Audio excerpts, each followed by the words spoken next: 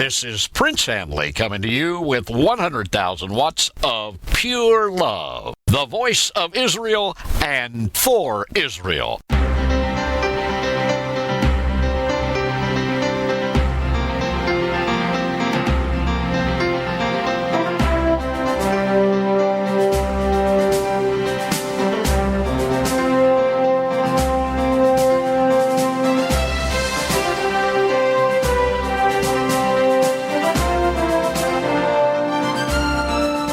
I want to talk to you today about Israel, Iran, the Mossad, and the United States. More specifically, today I want to talk about biological terrorism, dirty bombs, radiological activity, and the real danger of Israel not attacking Iran now. Today, an explosion was reported by Iran at one of their military installations about 40 kilometers east of Tehran in the town of Shariar. It was sabotage, and it shows the Iranian weakness for protection of their own facilities. That could be more dangerous to Israel than actual warfare with Iran. Also, the Mossad is to be credited in the last 2 years for upscaled intel operations in both counterterrorism and Iranian connections with Hezbollah in Syria as a result of Maluka recruiting of Qatsas. Also, Yahalamim, the diamond unit, working more efficiently with Yamat, the collection of info from different agents. Director Meir Dagan is to be credited with much of the success. The bombing of Syria's North Korean nuclear reactor is a prize feather in his cap. Hopefully, he will be able to build ethics in an organization who has lost respect with many pro-Israeli factions in other countries, especially those who have helped Mossad with no equitable reciprocation, credit, or respect. Also, there's some improvement in what were overt jealousies between Maluka, which is previously the Somet, which has charge of active Qatsas, and Kaisarut, which is formerly Tevel, which is the liaison arm. Many external elements have helped Mossad because these elements love Israel and the Jewish people.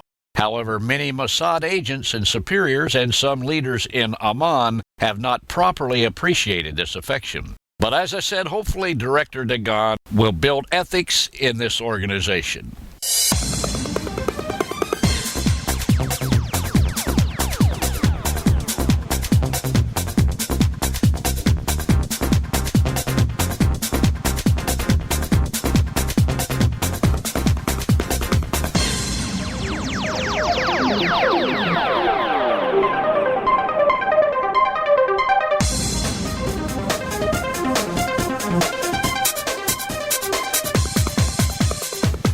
Iran has been divided into 31 military districts in preparation for war with Israel and potentially the U.S. Each of the 31 military districts will be governed by military law in time of attack. Check this out. 320,000 graves have been dug. Iran says that these are for enemy soldiers who die on Iranian soil while trying to attack Iran. Iranian General Bagherzadeh states, "We don't wish the families of enemy soldiers to experience what Americans had to go through in the aftermath of the Vietnam War." However, since the graves are primarily in border regions, they are there for the Iranian victims of an attack by Israel and/or the United States. Israel, you must attack Iran now, before it's too late. There's a great danger of radioactivity and nuclear fallout the longer Israel puts off an attack against Iran. Also, Iran will have more opportunity to attack Israel, plus the threat of biological terrorism and warfare, and famine as the concomitant result. Biological terrorism and warfare is more likely to be used and more threatening than conventional warfare. Their detection and prohibition is next to impossible. The agents are easy to obtain and are inexpensive. Around 20 nations now either produce or have biological weapons capabilities.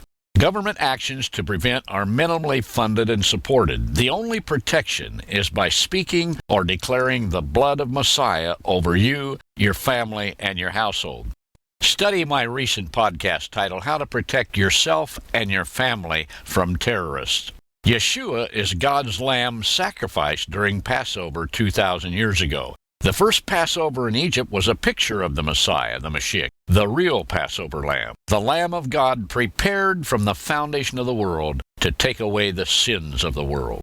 And as the death angel passed over the door of the homes of the children of Israel in the land of Egypt, Mitzrayim, so the death angel will pass over your home if you have the blood of Messiah over your home by faith.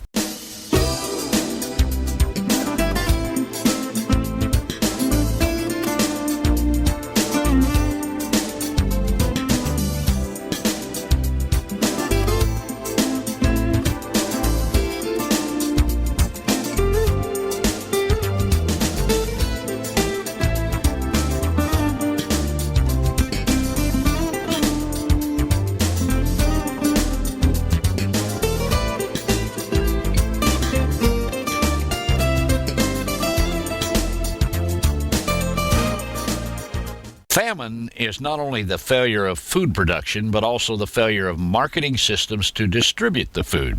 Wars, diseases, and earthquakes can all contribute to both types of failure. People in increasing numbers lose access to food. Excessive numbers of people die as a result of famine. Also, many people die after the worst of the crisis as infectious disease resulting from reduced food intake continues. Look what Stalin did to the Ukraine. At one time, Stalin used an induced famine to kill off 25,000 Ukrainians a day. That's 1,000 an hour, 17 people per minute. Famine covers more than food shortage and excessive food prices. It also causes a major recession in the economy, which in turn affects employment and income. Bioterrorism could at first be a greater threat against agriculture than against citizens, but with the end result of famine. Smuggling, stealing, and black market crime increased during times of famine. People are forced to sell their key assets, jewelry, animals, land. Wives are evicted, children sold, people leave their land, their homes, their communities. Death is a result of famine, but breakdown of society is the byproduct. Diseases. Biological warfare is the deliberate spreading of disease among humans, animals, and plants. Primary agents of bioweapons produce many diseases that are hard to diagnose. They rarely occur naturally and often appear like other diseases. A dirty bomb uses conventional explosives to spread radioactive materials. Such a weapon is known as radiological dispersion device. A dirty bomb may or may not kill many people, but can create fear, panic, and huge financial losses. For example, a dirty bomb in Tel Aviv could result in a loss of billions of dollars.